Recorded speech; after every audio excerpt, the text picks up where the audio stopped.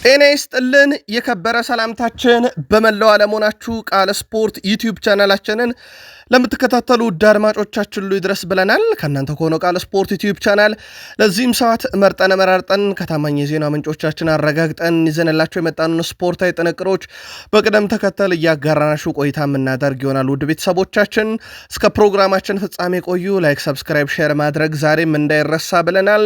በዚህኛውም ጥንቅራችን የተወሰኑ ሀገራዊ ጉዳዮችን ለማንሳት ግድ ይለናል። ከዛ በአፍሪካ ዙሪያ ተጨማሪ መረጃዎችን እናነሳለን። ወደ አውሮፓ ከመሻገራችን በፊት በአውሮፓም የመረጃ ሰዓታችን እንዳጠቃላይ ወደ ዓለም ዋንጫን ጉዞን ተከትሎ 9 ሀገራት ብቻ ቀርተዋል። ቀሪዎቹ በሙሉ ለዓለም ዋንጫ ኃላፊ ሀገራት ታውቋል። ትላንትናስ እንዴት ያለ ምሽት ነበረ! እነማን አለፉ፣ እነማን ወደቁ፣ በየስቴዲየሞቹ ሲቆጠሩ የነበሩ የግብ ብዛቶችን እንነግራችኋለን። 7 ግቦች ብቻ በ3 የተለያዩ ስቴዲየሞች ተመልክተናል።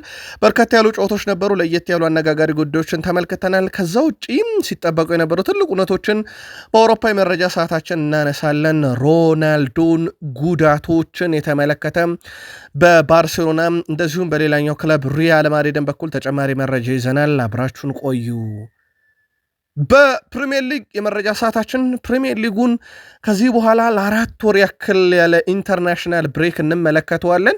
በፕሪሚየር ሊጉ ከሚጠበቁ ክለቦች ውስጥ አንደኛው ማንቸስተር ሲቲ ነው። የቡድን ዜና ይዘናል። ወሳኙን ተጫዋችም በዛው አያይዘን እናነሳለን። በሲቲዝኖች በኩል ከቼልሲ ጋር በተያያዘ የወቅቱ አነጋጋሪ ተጫዋች ኤስታቪዮ ነው፣ በስፋት እንመለከተዋለን።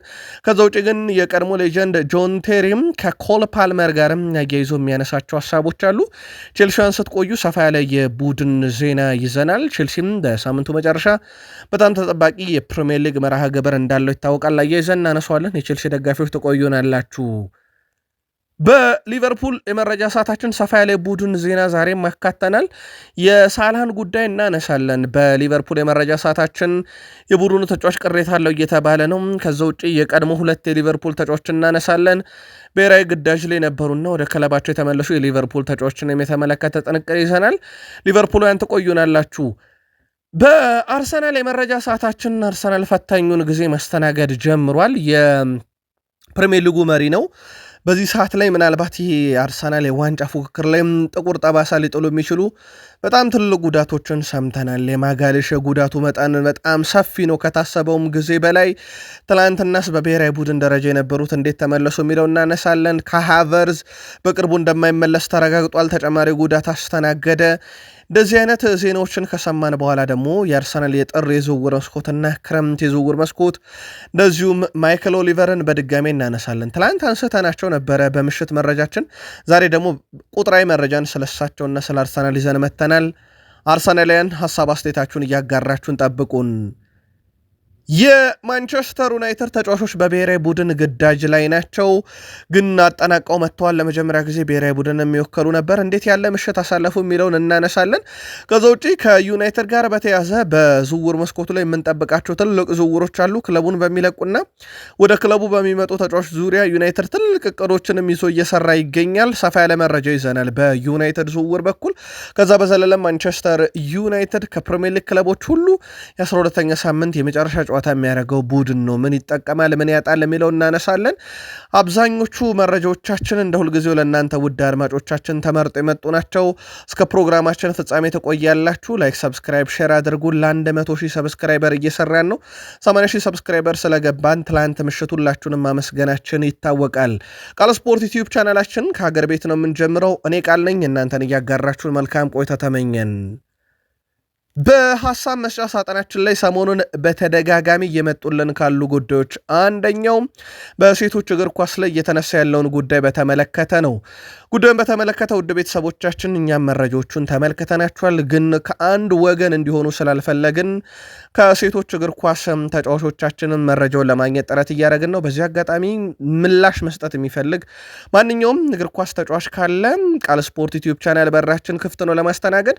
ግን ከጉዳዩ አንገብጋቢነትና ትልቅነት አንጻር ጉዳዩ በደንብ ተጣርቶ ተብራርቶ ለሕዝብ ይፋ ቢደረግ ይሻላል ከሚል ይዘት ብቻ ነው። ጉዳዩ ግን በማህበራዊ ትስስር ገጽ እናንተም እንደተመለከታችሁት እንደተመለከታችሁት ነው። ከዚህ ጋር በተያያዘ ግን እጃችን ላይ በሴቶቹም ተጫዋች በኩል መረጃ ካገኘን ለእናንተ ውድ አድማጮቻችን እንደምናመጣ ቃል እንገባለን። ከዛ ውጭ ግን መረጃውን ሳናየው ቀርተን እንዳልሆነ በድጋሚ በዚሁ አጋጣሚ ልናሳስብ እንወዳለን። አብራችሁን ቆዩ። አፍሪካዊ ጉዳይ እንቀጥል። ትላንት በአፍሪካ ጎረቤት ሀገር ኬንያና የሴኔጋል ብሔራዊ ቡድን የአቋም መለኪያ ጨዋታ አድርገው ነበረ። ፍጹም የበላይ ነበረች ሴኔጋል 8-0 በሆነ ውጤት ድል አደርጋለች። ኒኮላስ ጃክሰን ንብረተኞች የቼልሲም በውሰት ባየር ሙኒክ ይገኛል። 2 ግቦችን አስቆጥሯል። ሳዲዮ ማኔ በኩል ደግሞ ሃትሪክ ሰርቷል። 18ኛው 32ኛው ደቂቃ በፍጹም ቅጣት ምት እንዲሁም 36ኛው ደቂቃ ላይ ከዛ ከረፍት እንደተመለሱ በሴኔጋል በኩል ምባይ 49ኛው ንዴ 81ኛው ደቂቃ ላይ ቀሪዎቹን ግብ አስቆጥሯል። በጨዋታው ላይም ከ8ቱ ግብ 6ቱ ከረፍት በፊት የተቆጠሩ ነበሩ። የጃክሰን የዲዩፍ እና እንደዚሁም የሳዲዮ ማኔ ግቦች ማለት ነው። እንዳጠቃላይ በአቋም መፈተሻ ጨዋታ ሴኔጋል ፍጹም የበላይ ነበረች። ጎረቤት ሀገር ኬንያን 8-0 ድል ባደረገችበት ጨዋታ ላይ ወደ ባህር ማዶ መረጃችን ተሻገርን። ትላንትና በአውሮፓ ዙሪያ የዓለም ዋንጫ የማጣሪያ መርሃ ግብሮች ሲደረጉ ነበር። ለዓለም ዋንጫ ለማለፍ ሲደረጉ ከነበሩ ጥረቶች ውስጥ 9 የብሔራዊ ቡድኖች ብቻ እንዲቀሩ ያደረጉ ውጤቶች ትላንት ተመስግበዋል። ኮሶቮ ከስዊዘርላንድ ያደረጉት ጨዋታ 1-1 በሆናቸው ውጤት ተጠናቋል። ስዊዘርላንድ በሩቢን ቫርጋስ ግብ 47ኛው ደቂቃ ላይ ተመራ ነበረ። ኮሶቮ ከረፍት በኋላ ሙስላጅ ባስቆጠራት የ74ኛ ደቂቃ ግብ ጨዋታው 1-1 በሆናቸው ውጤት ተጠናቋል። ኮሶቮ እዚህ ምድብ ላይ ቢያንስ በሁለተኝነት ማጠናቀቋን አውቃ ያደረገችው ጨዋታ ቢሆንም ግን በጨዋታው ላይ ነጥብ አልጣለችም፣ ነጥብ አላጣችም። 1-1 በሆናቸው ውጤት ተጠናቀቀው። እዚሁ ምድብ ላይ ስዊድን ከስሎቬኒያም ያደረጉት ጨዋታ በተመሳይ 1-1 በሆናቸው ውጤት ተጠናቋል። ቴሜል ሽንክ ስሎቬኒያን መሪ ያደረገ፣ ሉንጋርን በ87ኛው ደቂቃ ላይ በስዊድን በኩላቸው ያደረጋቸው ጨዋታው 1-1 ተጠናቀቀ። እዚህ ምድብ ላይ ስዊዘርላንድ በ14 ነጥብ አንደኛ ሆና ወደ ዓለም ዋንጫ አልፋለች። ኮሶቮ በ11 ነጥብ ከምድቡ ወደ ጥሎ ማለፍ ገብታለች። ስሎቫኒያና ስዊድን ከዚህ ምድብ ሲሰናበቱ የስዊድን ብሔራዊ ቡድን በ2 ነጥብ ብቻ ነው ከምድቡ የተሰናበተው። ከምድብ ሲ ላይ ቤላሩስ ከግሪክ ያደረጉት ጨዋታ ይጠበቅ ነበረ። ጨዋታው 0-0 ተጠናቋል። ግን በግሪክ በኩል ማስሩዋስ 32ኛው ደቂቃ ላይ ብረት መለሰበት። ቶዞሊስ 77ኛው ደቂቃ ላይ ብረት መለሰበት። ግሪክ ቢያንስ በጨዋታ 2 ግብ ማግኘት ትችል ነበር፣ ግን የግቡ ቋሚና ግዳሚ ፈተና ሆኖባት ነበር ማለት ይቻላል። ለግሪክ ጨዋታው 0-0 ተጠናቀቀ። ሌላኛው በትልቁ ሲጠበቅ የነበረው የስኮትላንድ እና የዴንማርክ ጨዋታ ነበረ። ብዙ ያነጋግራል። ጨዋታው 6 ግብ ተመለከትንበት። ዴንማርክ 4-2 አሸነፈች። በስኮትላንድ 4-2 አሸነፈች። በስኮትላንድ በኩል 4ቱን የመሸነፊያ ግቦች ስኮት መክቶሚኒ አክሮባቲክ በሆነ መንገድ እጅ ባፍ የሚያስጭን ግብ 3ኛው ደቂቃ ላይ አስቆጠረ። ሻን ክላንድ 78ኛው ደቂቃ ላይ፣ የቀድሞ የአርሰናል ተጫዋች ቴርኒ 93ኛው ደቂቃ ላይ፣ ማክሊን 99ኛው ደቂቃ ላይ በጣም አስገራሚ ግቦች ከመሃል ሜዳም ጭምር የተቆጠሩ ነበሩ። በዴንማርክ በኩል ሆይሉንድ 57ኛው ደቂቃ ላይ በፍጹም ቅጣት ምት፣ ዶርጉ የዩናይትድ ተጫዋች 82ኛው ደቂቃ ላይ በጨዋታ ክሪስተንሰን በ61ኛው ደቂቃ ላይ በዴንማርክ በኩል በቀይ ካርድ ከሜዳ ወጥቷል።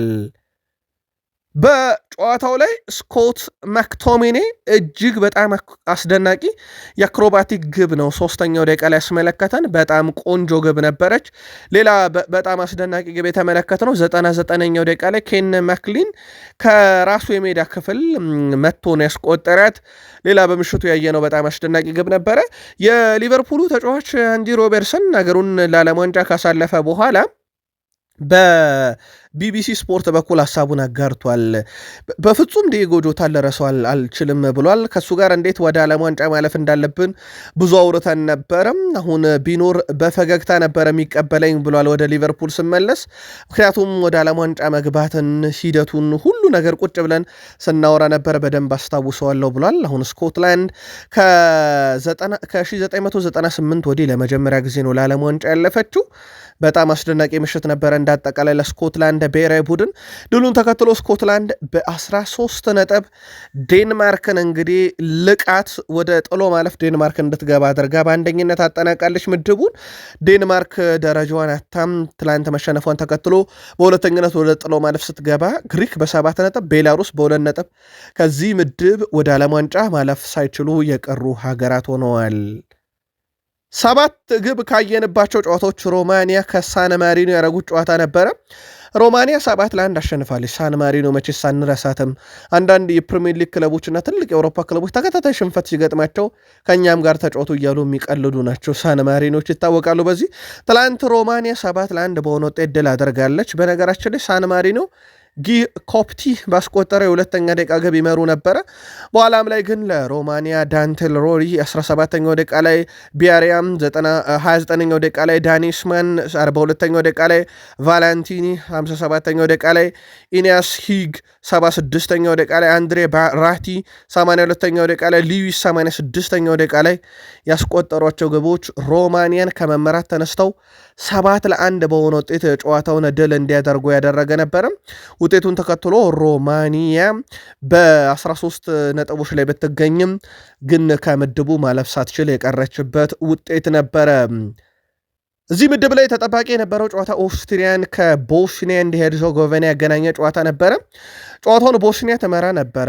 ታብኮቪች 12ኛው ደቂቃ ላይ ያስቆጠረ ግብ ቦስኒያን መሪ አድርጋ ነበረ። በኋላም ላይ ግን 77ኛው ደቂቃ ላይ ጎርቲሽ ባስቆጠራት ግብ ኦስትሪያ ጨዋታውን 1-1 እንድታጠናቀቅ አስችሏታል።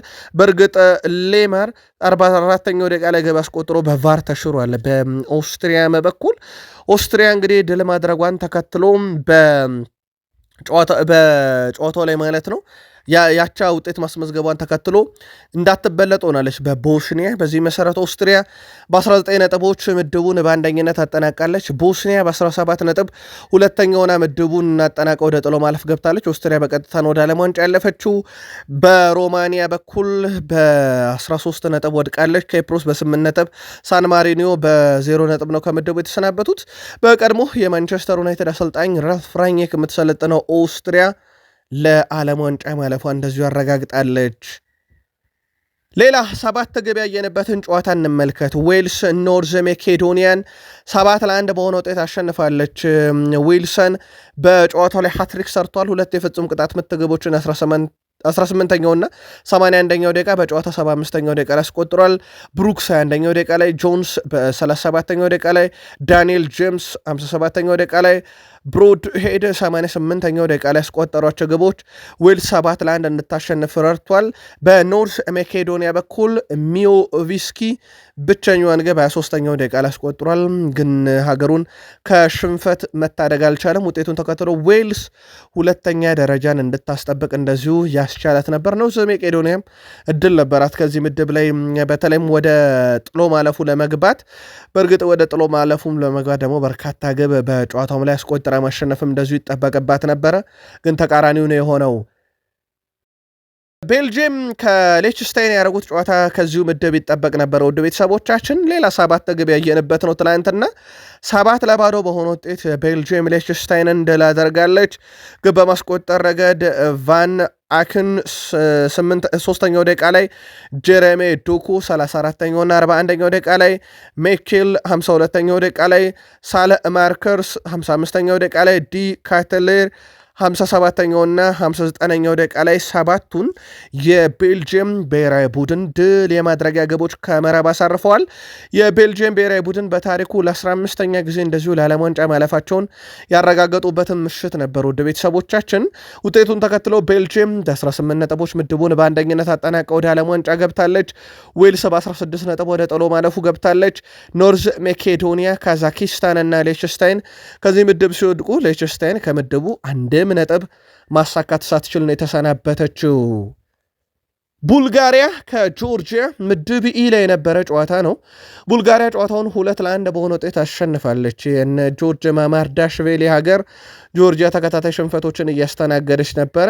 ከምድቡም ማለፍ አልቻለችም ወደ ዓለም ዋንጫ። ትላንትና ቡልጋሪያ 2-1 ስታሸንፍ ሩሶቭ 10ኛው ደቂቃ ላይ ካርስቲቭ 24ኛው ደቂቃ ላይ ሲያስቆጥር ለጆርጂያ ከሽንፈት ያልታደገች ብቸኛ ግብ ሉቾ ሺቪሊ በ88ኛው ደቂቃ ላይ ግብ አስቆጥሯል። ግን ክለቡን ከሽንፈት ያልታደገበት ነበረ። ከዚሁ ምድብ ላይ ተጠባቂ የነበረው የስፔን እና የተርኬ ጨዋታ ይጠበቅ ነበር። ጨዋታው 2-2 በሆናቸው ውጤት ተጠናቋል። በስፔን ብሔራዊ ቡድን በኩል ዳኒ ኦልሞ 4ኛው ደቂቃ ላይ ግብ አስቆጠረ። ከዛ በኋላ ግን ተራው የተርኬ ነበረ። ጊዩል 42ኛው ደቂቃ ላይ፣ ኦስካን 55ኛው ደቂቃ ላይ አስቆጥሮ 2-1 ተመራ ነበረ። ተርኬ ለስፔን በጣም አጣብቂኝ ነበረው። ከዛ በኋላ ግን ለማደኛው ኦያር ዛባል 62ኛው ደቂቃ ላይ ግብ አስቆጥሮ ጨዋታው 2-2 በሆናቸው ውጤት ተጠናቋል። ዳኒ ኦልሞ የስፔን ብሔራዊ ቡድን አሰልጣኝ ሉዊስ ዴላ ፎንቴ ስፔንን ማሰልጠን ከጀመሩ እነሆ ከ2023 ማርች በኋላ የተቆጠረች 100ኛ ግብ ሆናለች። 100ኛ ጎል ሉዊስ ዴላ ፎንቴ ያገኙት በ37 ጨዋታ ብቻ ነው። በእርግጥ 101ኛ ግባቸው ላይ ደርሷል። ኦርዚያባል ባስቆጠራት ግብ። ትላንትና ግን 100ኛዋ ግብ ነበረች እቺ የዳኒ ኦልሞ ግብ። ውጤቱን ተከትሎ በነገራችን ላይ ስፔን በ16 ነጥቦች አንደኛ ሆና ማለፏን አረጋግጣለች። ተርኬ በ13 ነጥብ ወደ ጥሎ ማለፍ ገብታለች። ጆርጂያ በ3 ነጥብ፣ ቡልጋሪያን በተመሳሳይ 3 ነጥብ ከዚህ ምድብ ማለፍ ተስኗቸዋል ወደ ዓለም ዋንጫው። ስለዚህ ስፔን እና ተርኬን በስፔን በቀጥታ ስላለፈች እንመለከታለን። ተርኬ ግን ወደ ጥሎ ማለፉ ገብታለች። ከዚህ ጋር በተያዘ ግን የተርኬ ብሔራዊ ቡድን አሰልጣኝ ያሉትን ነገር እናጋራችሁ። የደቡብ አሜሪካ ሀገራት 60 በመቶ ለዓለም ዋንጫ ይሳተፋሉ። የአውሮፓ ሀገራት ደግሞ 30 በመቶ በታች ናቸው ለዓለም ዋንጫ የሚሳተፉት። የደቡብ አሜሪካ ሀገራት ከአውሮፓ ሀገራት አንጻር ለዓለም ዋንጫ ለመሳተፍ ይቀላቸዋል። ፊፋ ይህንን ነገር መመልከት እና ማስተካከል አለበት ብሏል የተርኬ ብሔራዊ ቡድን አሰልጣኝ ቪንቼንዞ ሞንቴላ ናቸው ያሉት። ይህ ሀሳብ ከሰሞኑ የጣሊያን ብሔራዊ ቡድን አሰልጣኝ ደግሞ የአፍሪካና የላቲን ሀገራት ኮታ በስቷል፣ ይቀነሱ ሀገራቱ ማለታቸው የሚዘነጋ አይደለም። ለዓለም ዋንጫ ለማለፍ በሚደረጉ ጥረቶች ላይ ሁሉም አህጉራት ሲፎካከሩ በራሳቸው ደረጃና ጥራት ልክ ፉክክሩ ቀላል የሚባል አይደለም። ለአብነት ያክል ላቲን ብንሄድ ብራዚል ለማለፍ አንዳንድ ታምራት ያስፈልጓት ነበር። በእርግጥ ወደ መጨረሻ አካባቢ ነገሮች ቀለሏት። በአፍሪካ ብንመጣ ደግሞ እንደ ናይጄሪያ እና ካሜሮን ያሉ ሀገራት በኮንጎ እጅ ሰጥተው የተሰናበቱበትም እንደሆነ አይዘነጋም። ሁሉም እንደራሱ ሚዛኑ ሊከብድ ይችላል። ግን የተርኬ ብሔራዊ ቡድን አሰልጣኝ 60 በመቶ ደቡብ አሜሪካ ሀገራት በቀላሉ ያልፋሉ ብለው ተችተውታል። የዓለም ዋንጫ ተሳታፊ ሀገራት ውድ ቤተሰቦቻችን በአጠቃላይ እስካሁን 9 ሀገራት ብቻ ቀርተዋል። ቀሪዎቹ በሙሉ ታውቀዋል። አዘጋጇን ሜክሲኮ፣ ዩናይትድ ስቴትስ ኦፍ አሜሪካ እና ካናዳን ይዘን በማጣሪያ ወደ ዓለም ዋንጫ ያለፉት ጃፓን፣ ኢራን፣ ሳውዝ ኮሪያ፣ አውስትሪያ፣ ካታር፣ ኡዝቤኪስታን፣ ሳውዲ አረቢያ፣ ጆርዳን፣ ሞሮኮ፣ ሴኔጋል፣ ኢጂፕት፣ አልጄሪያ፣ አይቮሪኮስት፣ ቱኒዚያ፣ ሳውዝ አፍሪካ፣ ኬፕ ቨርዴ፣ ጋና፣ አርጀንቲና፣ ብራዚል፣ ኮሎምቢያ፣ ኡራጋይ፣ ኢኳዶር፣ ፓራጓይ፣ ኒውዚላንድ፣ ኢንግላንድ፣ ፍራንስ፣ ክሮቲያ፣ ፖርቱጋል፣ ኖርዌይ፣ ኔዘርላንድ፣ ጀርመን፣ ቤልጅየም፣ ስፔን፣ ስዊዘርላንድ፣ ኦስትሪያ፣ ስኮትላንድ እነኚህ እንዳጠቃላይ ወደ ዓለም ዋንጫ የገቡ ሲሆኑ ቀሪ 9 ሀገራት ደግሞ ከ4 ወር በኋላ በሚደረግ የጥሎ ማለፍ ጨዋታ የምንለያቸው ይሆናል። አንድ የወዳጅነት ጨዋታ እናንሳ። በትልቁ ሲጠበቅ ነበረ። የደቡብ አሜሪካዊቷ ሀገር ብራዚል ከአፍሪካዊቷ ሀገር ቱኒዚያ ጋር ያደረጉት ጨዋታ ነበረ። ጨዋታው 1-1 ተጠናቋል። ቱኒዚያ ተመራ ነበረ። ማስቱሪ 23ኛው ደቂቃ ላይ ያስቆጠረው ግብ ቱኒዚያ ለመሪ ያደርጎ ነበረ። በኋላም ላይ ስታቪዮ የቼልሲ ተጫዋች 44ኛው ደቂቃ ላይ በፍጹም ቅጣት ምት ግብ አስቆጥሮ ጨዋታው 1-1 በሆናቸው ውጤት ተጠናቋል። በ18 ዓመቱ የማዕዘን ምት የሚመታው ስታቪዮ ነው። ቅጣት ምት የሚመታው ስታቪዮ ነው። አይግረማችሁ፣ ፍጹም ቅጣት ምት የሚመታው ኤስታቪዮ ነው። ትላንትና ኤስታቪዮ የጨዋታው ኮከብ ተብሎ ተመርጧል። በነገራችን ላይ ለ5ኛ ጊዜ ነው በ5 ጨዋታ ሲመረጥ። ይሄ በብራዚል እግር ኳስ ታሪክ ውስጥ ከፍተኛውና ትልቁ የሚባለው ነው። ትላንትናም በጣም አስደናቂ የሚባል ምሽት ነው ኤስታቪዮ ከብራዚል ብሔራዊ ቡድን ጋር ያሳለፈው። ከብሔራዊ ቡድን ሳንወጣ አንድ መረጃ እናንሳ ውድ ቤተሰቦቻችን። የእንግሊዝ ብሔራዊ ቡድን አሰልጣኝ ቶማስ ቱሄል ለዓለም ዋንጫ የሚጠሯቸውን የሚያስቀሯቸውን ተጫዋቾች ሲናገሩ አርኖልድ ለዓለም ዋንጫ ላይጠራ እንደሚችል ፍንጭ ሰጥተዋል። በሪያል ማድሪድ ይገኛል። ቶማስ ቱሄል ምርጫቸው ጀረል ኳንሳ ነው እየተባለ ነው። ጀረል ኳንሳ ከአርኖልድ የተሻለ እድል አለው እያሉ ነው። በእርግጥ በቦታው ላይ ቁጥር 1 ይሆንልን እየተባለ የሚገኘው የቼልሲው ሪስ ጄምስ እንደሆነ ይታወቃል። በዛ ቦታ ላይ በጣም አስደናቂ ጊዜን እያሳለፈ እንደሆነ ይታወቃል ሪስ ጄምስ። ከዚህ ጋር በተያያዘ ግን እሳቸው ለምን ጀረል ኳንሳን ከትሬንት አሌክሳንደር አርኖልድ አስቀደሙ? ሁለቱ የቀድሞ የሊቨርፑል ተጫዋቾች ውስጥ ሁለቱም ክለቡን እንደለቀቁ ይታወቃል። ከሁለቱ ለቃቂዎች አንደኛው እንዴት ቅድሚያ ሊሰጠው ቻለ የሚለውን በሊቨርፑል የመረጃ ሰዓት የምንመለስበት ይሆናል። ፖርቱጋላዊ የ5 ጊዜ የባሊዮን ዶር አሸናፊ ተጫዋች ክርስቲያኖ ሮናልዶ ከዶናልድ ጄ ትራምፕ ጋር በነጩ ቤተ መንግስት ይገናኛሉ ብለን ትላንት ምሽት መረጃ ነግረናችሁ ነበረ። ክርስቲያኖ ሮናልዶ ከአሜሪካው ፕሬዚዳንት ዶናልድ ጄ ትራምፕ ጋር ታዲያም ውይይት አድርገዋል።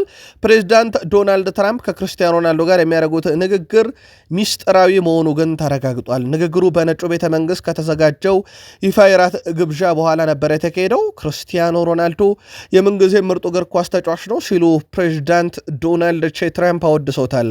ሮናልዶ በሳውዲ አረቢያ ልዑል አልጋ ወራሽ መሐመድ ቢን ሰልማን የሚመራው ልዑክ አካል መሆኑም ተዘግቧል። ሀገርንም ወክሎ ነው ሄደው ማለት ይቻላል። ትላንትና እንዳጠቃላይ ግን ውይይቱ ለህዝብ ይፋ አይደረግም ተብሏል። ምናልባት ይፋ የተደረጉ ነገሮች ካሉ ግን እንመለስበታለን። እሳቸው ግን የዓለማችን ምርጡ ተጫዋች ወይም የምንጊዜ ምርጡ ተጫዋች ሮናልዶ ነው ሲሉ ተደምጧል። ሮናልዶ ደግሞ ዶናልድ ጄ ትራምፕን የዓለምን ሂደት መቀየር የሚችሉ ሰው ብሎ ከቅርብ ጊዜ ወዲህ ማወደሱ ይታወቃል። በተለይም ከፒርስ ሞርጋን ጋር በነበረው ውይይት ላይ ለማንኛውም ሮናልዶ ከፒርስ ሞርጋን ጋር በነበረው ቆይታ እኔ አንተ ከዶናልድ ጄ ትራምፕ ጋር በነጩ ቤተ መንግስት ብሎ መጠየቁ የሚዘነጋ አይደለም። ሮናልዶ ጋር ሳንወጣም ክርስቲያኖ ሮናልዶ አንድ ጎል ካስቆጠረ ለምን ሁለት አላስቆጠረም ይባላል። ፍጹም ቅጣት ምት ካስቆጠረ ተከላካዮቹ መጥፎ ነበሩ ወይም ከፍጹም ቅጣት ምት ውጭ ማስቆጠር አይችልም ይላሉ። ይህ በታሪክ ውስጥ ምርጡ ተጫዋች ስትሆን የሚያጋጥም ነገር ነው ብሏል። ይህን ያለው የቀድሞ ጣሊያናዊ ተጫዋች አንድሪያ ፔርሎ ነው።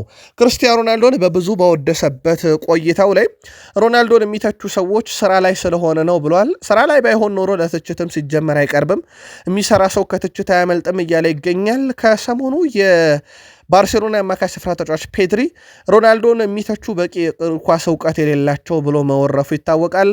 በተለይም ከፒርስ ሞርጋን ጋር ካደረገው ቃለ መጠይቅ በኋላ በሮናልዶ ጉዳይ ላይ በርካታ ትችቶች ሲነሱ እንደነበረ የሚዘነጋ አይደለም። ብራዚላዊ የሪያል ማድሪድ የኋላ መስመር ተጫዋች ኤደር ሚሊታኦ ጉዳት አጋጥሞታል። ይህም የሪያል ማድሪድ የተከላካይ ክፍል ሌላ የሚያሳሳ ጣጣ ነው። ትላንት ምሽት ብራዚል ከቱኒዚያ ባረጉት የአቋም መፈተሻ ጨዋታ ነው ኤደር ሚሊታኦ ጉዳት ያስተናገደው። ልብ አድርጉ፣ አስታውሱ። ከዚህ በፊት በነበረው የ3 ቀን 4 ቀን በፊት በነበረ የወዳጅነት ጨዋታ የብራዚል ብሔራዊ ቡድን ጋብርኤል ማጋሌሽን አስጎድቶ ለአርሰናል መለሰ። አሁን ኤደር ሚሊታኦን አስጎድቶ ለሪያል ማድሪድ መልሷል። ብራዚል ከቱኒዚያ ባረጉት የአቋም መፈተሻ ጨዋታ 1-1 ተጠናቆ ነበር። ኦክታቪዮ ባስቆጠራት ግብ ግን ደግሞ ኤደር ሚሊታኦ ተጎድቷል። ለምን ያክል ጊዜ ተጎዳ፣ ለሪያል ማድሪድ መቼ ተመልሶ ግልጋሎት ይሰጣል የሚለው እንዳለ ሆኖ ቢያንስ ለክለቦች መልካሙ ዜና ለ4 ወር ኢንተርናሽናል ብሬክ አይኖርም። ግን እችኛው የመጨረሻም ኢንተርናሽናል ብሬክ በፊት ከ4 ወር በፊት በርካታ ከዋክብትን ለጉዳት የዳረገ ነው። ዓለም ላይ ከሚገኙ ክለቦች በሙሉ በመላው ዓለም በተደጋጋሚ ብዙ ሰዎች የሚጎበኙት ሪያል ማድሪድ መሆኑ ተረጋግጧል። የሪያል ማድሪድ ማህበራዊ ትስስር ገጽ በየወሩ በአማካይ 8.2 ሚሊዮን ሰዎች በመላው ዓለም ይጎበኙታል ተብሏል። በዘገባው ላይ ሪያል ማድሪድ ገጽ ከሁሉም ክለቦች በተለየ መንገድ ጉብኝት ይደረግበታል ተብሏል። ይህ ሲሆንም ለ9 ተከታታይ ዓመት ነው። ላለፉት 9 ዓመታት እንደ ሪያል ማድሪድ ማህበራዊ ትስስር ገጹ የተጎበኘለት አንድም ክለብ የለም ይላል ዘገባው። ሪያል ማድሪድ በዓለም ዙሪያ ትልቁ ብራንድ ነው። ዩናይትድ ይከተለዋል በብራንድ። ይህም በሪያል ማድሪድ በኩል ከፍተኛ ገቢ በየዓመቱ እንዲያገኙ ካደረጓቸው ነገሮች ውስጥ በመላው ዓለም ያላቸው የደጋፊ ብዛትና የተቀባይነት መጠን ነው። ማህበራዊ ትስስር ገጽንም እንኳን ለመጎብኘት ሪያል ማድሪድ ቀዳሚ ሆኗል። በነገራችን ላይ እናንተ የማን ደጋፊ ሆናችሁ ነው ቃል ስፖርት ዩቲዩብ ቻናላችንን ግን የምትከታተሉት? የምትደግፏቸውን ክለቦችና ከክለቦቻችሁ የምታደንቋቸውን አንድ ተጫዋች አያይዛችሁ ጻፉልን። ባርሴሎና ደረስን። ላሚን ያማል ከማህበራዊ ትስስር ገጽ ላይ ከሰሞኑ ትንሽ ስሙ ረገብ ብሎ ነበር። ከማህበራዊ ሚዲያ ላይ ስሙም ካልጠፋ በጨዋታ ዙሪያ ባስቆጠራቸው ግቦች ነበረ። ከወደ ስፔን አንድ ተጨማሪ መረጃ ወጥቷል። ላሚን ያማል ያለፈው አርብ በባርሴሎና ማለት ነው እጅግ በጣም ደማቅ የተባለ ምሽት ድግስ አዘጋጅቶ ነበር ተብሏል። በድግሱ ላይ ታዲያ አንድም ኤሌክትሮኒክስ መሳሪያ እንዳይገባ አድርጓል። በተጨማሪም ወደ ቪአይፒ ክፍል የሚያመራው ወይም ቪአይፒ ክፍል መግባት የሚችሉት እንስቶች ብቻ ናቸው ብሎም ከውሳኔ ደርሷል ብሎ ጉዳዩ አነጋጋሪ ሆኗል። ዳግም በነገራችን ለውድ ቤተሰቦቻችን ከላሚን ያማል ጋር በተያዘ እንደዚህ አይነት ድግስን ለመጨረሻ ጊዜ ሊያዘጋጀ የነበረ ቢሆንም በሁዋን ላፖርታና በአሰልጣኝ ሃንሲ ፍሊክ ተከልክሎ ነበረ። ምክንያቱም የባሎንዶር ሽልማትን ተሸንፎ ነበረ፣ እንዳያዘጋጅ ተከለከለ። ከዛ በኋላ ነው ይህንን ያደረገው። ለመጨረሻ ጊዜ ልደቱን አስመልክቶ ባዘጋጀው ፕሮግራም ላይ ደግሞ ቁመታቸው በጣም አጫጭር የሆኑ ሰዎች እንዲገኙ አድርጓል። ምክንያቱ በሕግ ተይዞ ማጣራት እየተካሄደበት እንደሆነ ይታወቃል። አንቶኒ እኔ እንደ አርአያ የምመለከተው ሊዮኔል አንድሬስ ሜሲን ነው ብሏል። ከልጅነት የጀምሮ የሱን መንገድ ስከተል ነበር፣ የሱን አጨዋወትም በጣም ያደንቃለሁ ብሏል። አንቶኒን በተመለከተ ደግሞ የቡድን አጋሩ የሪያል ቤቱ ተከላካይ ማርክ ባርተር አንቶኒ የኔማርና የክርስቲያኖ ሮናልዶ የሁለት ተጫዋቾች ቅልቅል ብቃት ያለው ተጫዋች ብሎም የቡድኑን ተጫዋች አወድሷል። ትላንት አንቶኒ ለሪያል ቤቲስ የፈረምኩት የባየር ሙኒክን ጥያቄ ውድቅ አድርጌ ነው ማለቱን ቃል ስፖርት ዩቲዩብ ቻናል ኖቬምበር 18 ወይም ማክሰኞ ምሽት ባቀረብነው መረጃ ላይ ጥንቅቅ አድርገን ነግረናችሁ ነበር። ያ የትላንትና መረጃችን ነው። ለእኛ ግን አንቶኒ ከኔማርም ከክርስቲያኖ ሮናልዶም ከሁለቱም ተጫዋች ባህሪ ያለው ብሏል የቡድን አጋሩ ማርክ ባርተር። እሱ ደግሞ የኔ አርአያ የለም ሊዮኔል አንድሬስ ሜሲ ነው እያለ ይገኛል። ውድ የቃል ስፖርት ዩቲዩብ ቻናል ቤተሰቦቻችን ከእናንተ ከሆነው ቃል ስፖርት ዩቲዩብ ቻናል የሰዓቱን አጫጭር ስፖርታዊ ጥንቅር እያጋርናችሁ እንገኛለን። እስከ ፕሮግራማችን ፍጻሜ ቆዩ። ላይክ፣ ሰብስክራይብ፣ ሼር አድርጉን። በድጋሜ ለ80 ሺህ ሰብስክራይበሩና አደራው እጅግ አድርገን እናመሰግናለን። በድጋሚ 100 ሺህ ለመግባት እንሰራለን። ውድ ቤተሰቦቻችን ቻናላችንን ለወዳጅ ዘመዶቻችሁ ሼር ማድረግ ወይም ማጋራት እንዳይረሳ። የፕሪሚየር ሊግ የመረጃ ሰዓታችን ላይ ነን፣ አብራችሁን ቆዩ። ጀሬሚ ዶኩ ትላንት አገሩ ቤልጅየም ወደ ዓለም ዋንጫ ስታልፍ ድንቅ ነበረ። በነገራችን ላይ ጀሬሚ ዶኩ እንዳጠቃላይ 10 ሬቲንግ ተሰጥቶታል። በጣም ድንቅ ምሽት አሳልፏል። 2 ግብ አስቆጥሯል። 1 አሲስት ነበረው። በጨዋታው ላይ ተቀይሮም ወጥቷል። ከጉዳት ነፃ ሆኖ ነው የሚመጣው። ሲቲ ደግሞ በዚህ ሳምንት በጣም ወሳኝ ጨዋታ አለው። ኒካስልን ይገጥማል። ቅዳሜ ምሽት 2:30 ሲል የሚጀምር ጨዋታ ነው። በሴንት ጄምስ ፓርክ ስቴዲየም ጨዋታው ይደረጋል። በኒካስል በኩል የሲቲ ፈታኝ ተጋጣሚ ስለመሆኑ ጥያቄ የለውም። ግን ሲቲ በዚህ ዓመት ካደረጋቸው አጠቃላይ ወደ 17 የሚጠጉ ጨዋታ ውስጥ 12 ድል አለው፣ 3 ብቻ ነው የተሸነፈው። ጠንካራ ቡድን ሆኗል። ኒካስል ላይም የበላይነት አለው፣ 79 ጊዜ አሸንፏል። የመጨረሻ 4 ጨዋታዎችን እንኳን ብናይ የሲቲ የበላይነት ያለ ነው። ሲቲ 4-0፣ 2-0 እና 3-2 ሲያሸንፍ ከመጨረሻ 4 ጨዋታ ኒካስል 1 ነጥብ ብቻ ነው ያገኘው አቻ ወጥቶ። ከዛ በዘለለ ግን በሲቲ በኩል ያለፉትን 4 ጨዋታ ከአስቶን ቪላ ጋር 1-0 የተሸነፉበት ጨዋታ ብቻ ነው የሚጠቀሰው። ቀሪዎቹ በድል የተጠናቀቁ ነው። ስዋንሲን 3-1፣ በርነማውዝ 3-1፣ ቦሩሲያ ዶርትመንድ 4-1 የመጨረሻ ጨዋታቸው ኢንተርናሽናል ብሬክ በፊት ሊቨርፑልን 3-0 ድል ያደረጉበትና የረቱበት ነበረ። በሲቲ በኩል እስካሁን የሰማነው አዲስ ጉዳት ዜና የለም። ግን አሰልጣኝ ፔፕ ጋርዲዮላ እንግዲህ ከሰሞኑ ጋዜጣዊ መግለጫ ይሰጣሉ፣ አርብ ይጠበቃል። ቡድኑ ግን ወደ ስብስቡ ግን እየተመለሰ ይገኛል። ከሀገራት ጨዋታ በኋላ አዲስ ነገር ካለ በሲቲ በቀጣይ መረጃ እንመለስበታለን። ሲቲዎች በ22 ነጥብ ከአርሰናል ቀጥለው ይገኛሉ። ጨዋታውን ድል የሚያደርጉ ከሆነ አርሰናል እስኪጫወት ድረስ ያለው የነጥብ ልዩነትም ወደ 1 ዝቅ ማድረግ ይችላሉ።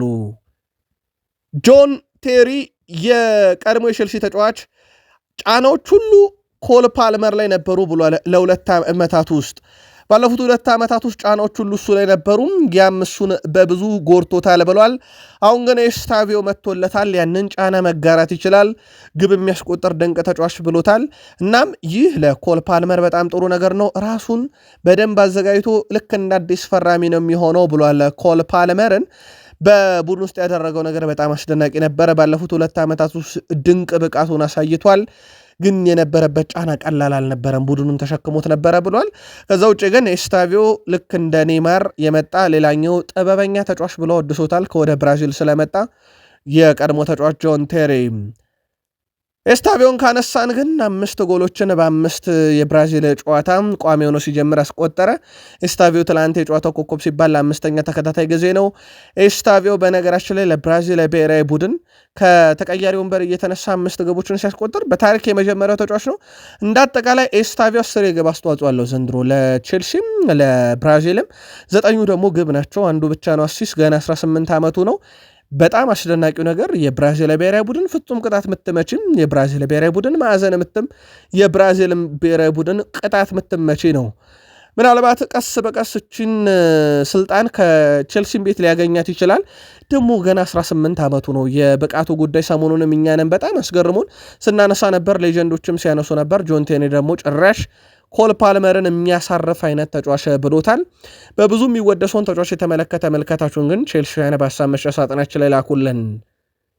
ሊቨርፑል ደረሰን። በእንግሊዝ ፕሪሚየር ሊግ በዚህ ዓመት ኳስን ብዙ ጊዜ ከተነጠቁ ተጫዋች እንደ ሁስኮርድ ዘገባ ከሆነ ሳላን እናገኛለን። እንደ ሁስኮርድ መረጃ ከሆነ በዚህ ውድድር ዓመት በፕሪሚየር ሊጉ ኳስን ብዙ ጊዜ የተነጠቁ ተጫዋች ይፋ አድርጓል። በዚህ ዝርዝር ውስጥ ኩዱስ 30 ጊዜ ኳስን በመነጠቅ ቀዳሚ ሲሆን የሳላ ቁጥር በ5 አንሶ ሁለተኛው ተጫዋች ነው። ምናልባት አምና ይሄን ቁጥር ላናገኘው እንችላለን፣ ግን ደግሞ እንደዚህ አይነት ቁጥሮች ሊያጋጥሟቸው የሚችሉ የሜዳ ክፍሎች አሉ። ለአብነት ያክል የአማካኝ ስፍራ ተጫዋች በተለይ 10 ቁጥሮች ብዙ ኳሶችን የመነጠቅና የመበላሸት እድል አለው።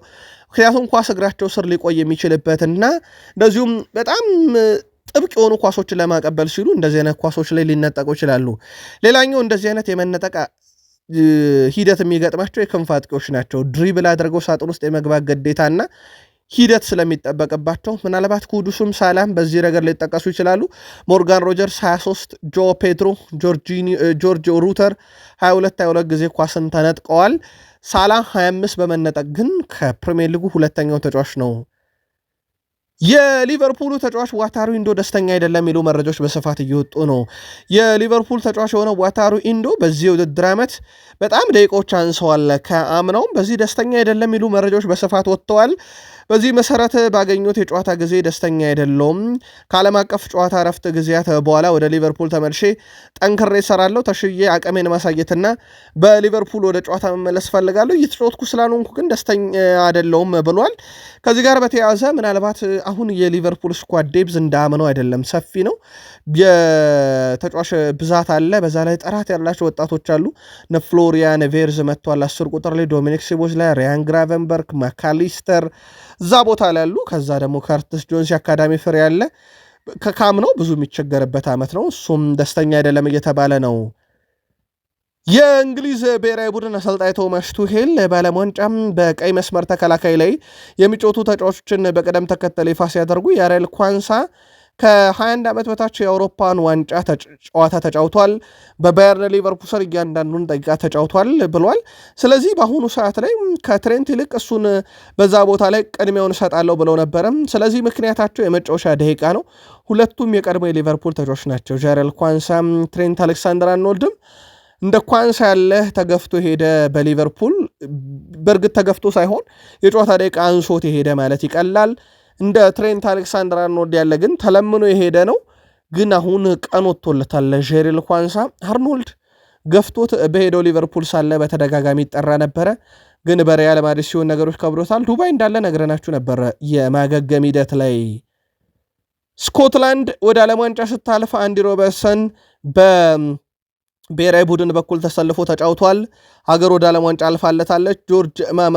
ጆርጂያ በተሸነፈችበት ጨዋታ ጆርጅ ማማርዳሽቪሊ ግብ ጠባቂ ሆኖ ነበረ። 1-1 በተለያዩበት ጨዋታ ስዊድን በአሌክሳንደር ኢሳክ በኩል ከተጠባባቂ ወንበር ነው ጨዋታ የጀመረው። የሊቨርፑል ተጫዋቾችን በተመለከተ እስካሁን አንድም ጉዳት አልሰማንም። ሌላኛው ሁጎ ኤኬቲኬም በማህበራዊ ትስስር ገጹ ላይ ለቡድን አጋሩ ዶሚኒክ ሲቦዝ ላይ እንግዲህ አበረታቶታል። ሀገሩ ለዓለም ዋንጫ ጥሎ ማለፍ መግባት አለመቻሏን ተከትሎ ማለት ነው። ሌላው ከሊቨርፑል ተጫዋች ጋር በተያዘ በብሔራዊ ቡድን ግዳጅ ላይ ፍሎሪያን ቬርዝ በጣም አስደናቂ ጊዜን አሳልፎ ነው ወደ ሊቨርፑል የመጣው። ለጀርመን ብሔራዊ ቡድን ባደረጓቸው የዓለም ዋንጫ የማጣሪያ ጨዋታዎች ላይ በአራት ቁጥሮች አንደኛው ወደ ሊቨርፑል የተመለሰው። ብዙ ግብ ዕድሎችን የፈጠረ 20፣ ብዙ የተሳኩ ድሪብሎች 12፣ ብዙ የግብ ሙከራዎች ያደረገ 16፣ ብዙ ጥፋቶች የተሰሩበት ወይም ለቡድኑ ቅጣት ምት ያስገኘ 9፣ እንዲሁም በአማካይ በጨዋታ 7.71 የሚያገኝ ይሄን ሁሉ አስደናቂ ቁጥር ይዞ ነው ወደ ሊቨርፑል የሚመለሰው።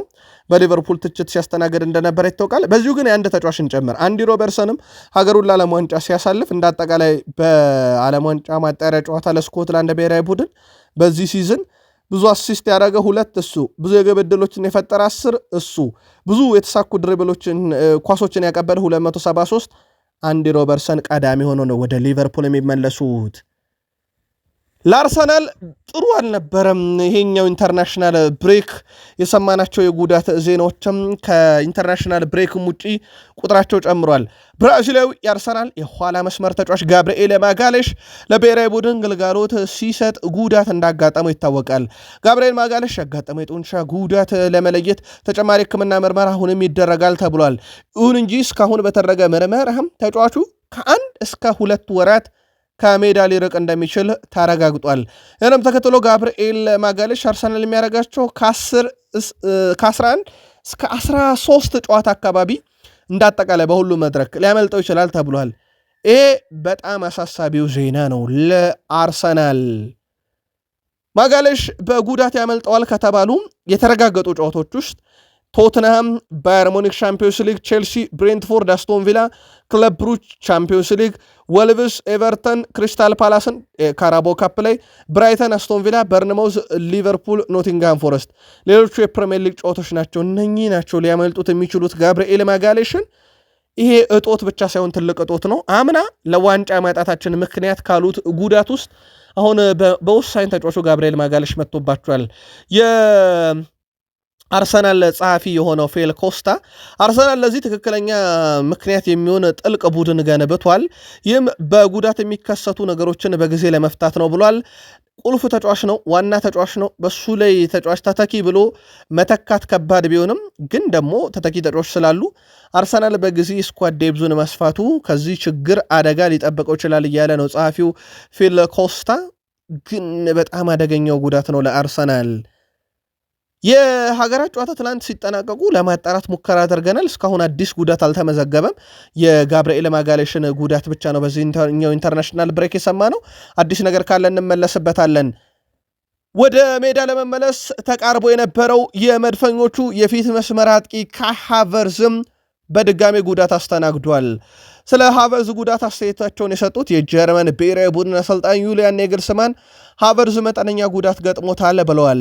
ከሃቨርዝ በቀጣይ የፈረንጆቹ አዲስ ዓመት ከመግባቱ በፊት ወደ ሜዳ ይመለሳል ተብሎ ይጠበቃል። ሃቨርዝ በውድድር ዓመቱ መጀመሪያ ባጋጠመው ጉልበት ጉዳት ምክንያት ቀዶ ጥገና አድርጎ እንደነበረ ይታወቃል። በዚህ ወር መጨረሻም እንደውም ከኢንተርናሽናል ብሬክ በኋላም ሃቨርዝን በ9 ቁጥር ቦታ ልናየው እንችላለን ተብሎ ሲጠበቅ ነበረ። ግን ጉዳቱ ትላንትና ገርሽቶበታል። በአርሰናል በኩል እንግዲህ ዮኬሬሽ፣ ኦዴጋርድ፣ ኢየሱስ፣ ማርቲኔሊና ማዱኬ ናቸው እንግዲህ እስከ ቀጣይ ወር ድረስ እስከ ዲሴምበር አጋማሽ ድረስ በትልቁ የሚጠበቁት። ሃቨርዝ ምናልባት ከጃንዋሪ በፊት ይመለሳል። የጋብርኤል ማጋሌሽ ደግሞ እንደ አጠቃላይ ከፈረንጆች አዲስ ዓመት በኋላ ልናየው እንችላለን ተብሎ ይጠበቃል። እንደ አጠቃላይ አርሰናል ቤት በወቅታዊ ሁኔታ ካሉ ጉዳቶች ጋር በተያያዘ ያሉ መረጃዎች ናቸው። ግን አርሰናል ይህንን ጉዳት የሚወጣ አይነት የስኳድ ዴብዝ አለው። የስኳድ ዴብዙ ጥራት አለው ወይ ነው አሁን ትልቁ ጥያቄ። እነ ፔሮ ሄንካፔ ማጋሌሽን መስረሳት ይችላሉ ወይ? ሳሊባን ካስታወሳችሁ ሞሽኬራ ተክቶት ማነው ቋሚ መሆን ያለበት የሚል ክርክርን አስነስቶ ነበረ በብቃቱ ምክንያት። ሄንካፔን የማድረግ ብቃት ሳለው ወይ? የአርሰናል ስኳድ ዴብዝ ሰፊ ነው። ጥራቱስ ምን ያህል አስተማማኝ ነው? አርሰናላውያን ምልከታችሁን አድርሱን። የዴይሊ ሜሉ ዘጋቢ ሳንካን ስለ አርሰናል የጥር ዝውውርም ሀሳቡን አጋርቷል። ኢታን ዋኔሪ እድገቱን ለማስቀጠልና በቂ ጨዋታ ደቂቃ ለማግኘት ሲል በጥር ዝውውር መስኮት ጥያቄ ምልክት ውስጥ የወደቀ ቆይታ አለው ይላል። አርሰናል ለጋብርኤል ማርቲኔሊ በተለይም ከሳውዲ ክለቦች ጥያቄ ሊቀርብለት ይችላል ሲል አርሰናል ቤን ዋይትን በሚቀርቡ ጥያቄዎች ላይ የተመረኮዘ ሽያጭን ሊያደርግ ይችላል ብሏል። እስከ 28 ድረስ በመድፈኞቹ ውል እንዳለው ይታወቃል። ቤን ዋይት ግን ቲም የወንበር ቦታውን ተቆጣጥሮታል።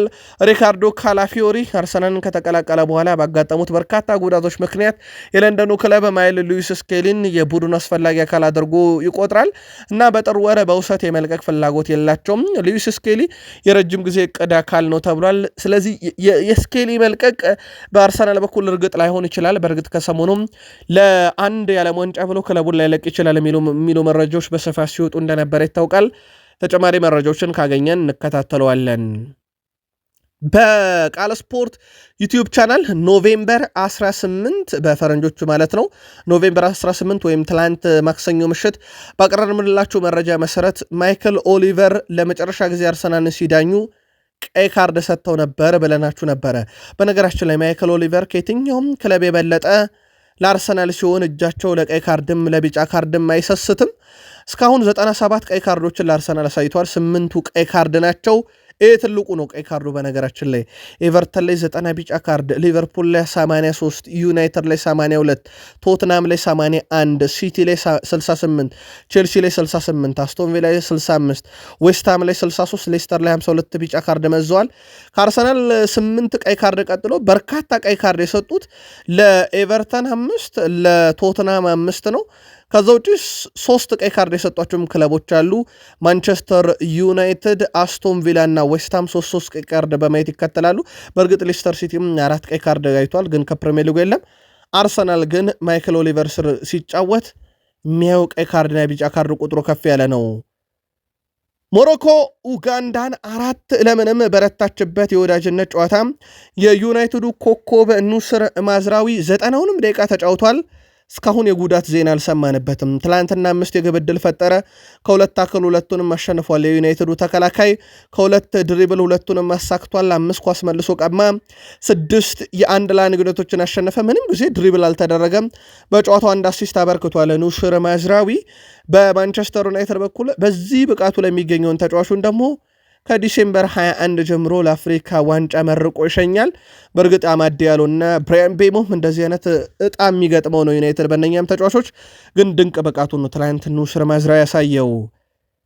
ቤልጅየም 7-0 በሆነ ውጤት ትላንትና ድል ስታደርግ በክሊንሽት ነው የወጣችው። ግብ ጠባቂው ሴን ላመንስ ነበረ። ምናልባት ጥሩ ተነሳሽነት የሚፈጥርለትና ሀገሩን ወክሎ ወደ ዓለም ዋንጫ ሊሄድ የሚችልበት ሰፊ እድል ነው። የዩናይትድም ቁጥር 1 ግብ ጠባቂ ነው። ትላንትና ለቤልጅየምም ያንኑ አድርጓል። ጎል አልተቆጠረበትም። ዴንማርክ ከስኮትላንድ ባረጉት ጨዋታ ደግሞ 4-2 ስኮትላንድ አሸንፋል ዓለም ዋንጫ ስታልፍ። ያው የስኮት ማክቶሚኒ የቀድሞ ተጫዋች ነው የምንለው ለዩናይትድ አክሮባቲክ ግቡ አትረሳም። ግን አሁን በኔፕልስ በውድሰት የሚገኘው ሆይሉንድ በፍጹም ቅጣት ምት ለዴንማርክ ግብ አስቆጥሯል። የዩናይትድ ንብረት ነው እንደሚታወቀው። ፓትሪክ ዶርጉም የዩናይትድ ንብረት ነው፣ ግብ አስቆጥሯል። ፓትሪክ ዶርጉ ደግሞ አሁንም እየተጫወተ ያለ ነው። ስለዚህ ትላንትና ሀገራቸውን ከወከሉት ውስጥ አንዳንድ ሀገራት ጥሩ ውጤት ባይገጥማቸውም ግን በብሔራዊ ቡድን ደረጃ የዩናይትድ ተጫዋቾች ጥሩ ግልጋሎት ሲሰጡ ፓትሪክ ዶርጉን መጥቀስ እንችላለን። በሀገራት የወዳጅነት ጨዋታ የማሊ ከ23 ዓመት በታች ብሔራዊ ቡድንም ከኢንዶኔዥያ አቻቸው ጋር ጨዋታ አድርገው 2-2 ነበረ ጨዋታ የተጠናቀቀው። በጨዋታው ላይ ለረጅም ጊዜ ጉዳት ላይ ነበረ።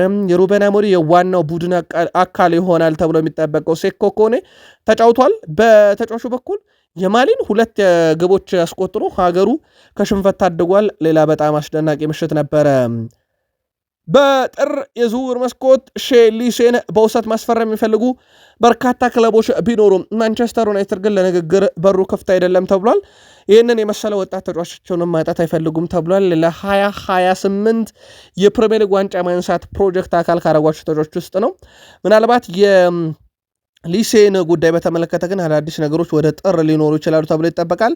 ከብሔራዊ ቡድንም ጋር እያየናቸው ነው። ከሰሙኑ የማንቸስተር ዩናይትድ የአካዳሚ ተጫዋቾችን አንቶኒዮ ሴሜኒዮ ምንም እንኳን ለበርካታ ክለቦች ቅርብ ነው ቢባልም በዩናይትድ ዝርዝር ውስጥ እንዳለ ሩበን አሞሪም አድናቂው እንደሆኑ ምክንያቱን ደግሞ በቃል ስፖርት ዩቲዩብ ቻናል የምሽት መረጃችን አንስተነው ነበር።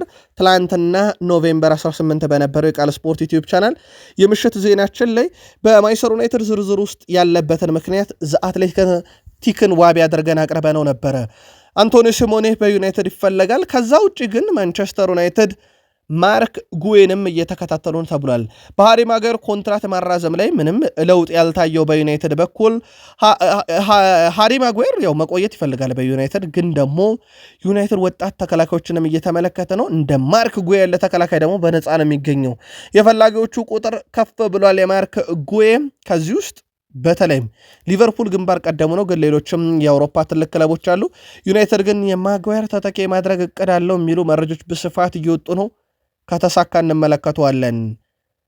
የ2026 ክረምት ላይ ከታቀዱ ዝውውሮች ውስጥ ለረጅም ጊዜ የሚያገለግሉ መሆን አለባቸው የሚል ግምገማም በቦርዱ ተወስኗል። ማንቸስተር ዩናይትዶች በቀጣይ ክረምት ላይ ለማድረግ በወሰኑት ዝውውር ጥር ላይ ትልልቅ ስም ያላቸውን ተጫዋቾች ላለማስፈረም ሊያደርጋቸው ይችላል፣ ወይም ደግሞ ውድ ዝውውሮችን በክረምት ላይ ፈጽሙ ይችላሉ ተብሏል። ዩናይትድ በክረምት የዝውውር መስኮት ግን ረብጣ ብሮችን አውጥተው ዘላቂ መፍትሄ የሚያመጡ የሩበን አሞሪም ቡድን የሚያጠናክሩ ለውጥ የሚያመጡ ተጫዋቾችን የማስፈረም እቅድ አለው። ቦርዱ ከዛ ላይ ነው የደረሰው።